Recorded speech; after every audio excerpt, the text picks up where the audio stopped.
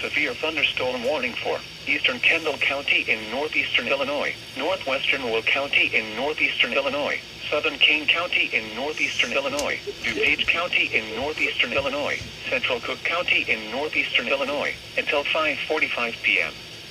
At 5:02 p.m., severe thunderstorms were located along a line extending from near Sugar Grove to Shorewood, moving northeast at 55 miles per hour.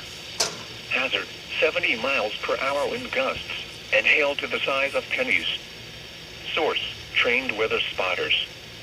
Impact, expect considerable tree damage. Damage is likely to mobile homes, roofs, and outbuildings.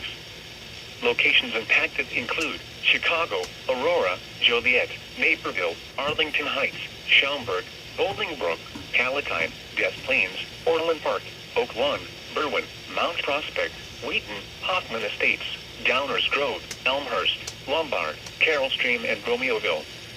The Rivets Park and Elmhurst block-to-block party should seek safe shelter, including the following interstates: Interstate 55 between mile markers 244 and 285. Interstate 80 between mile markers 122 and 140.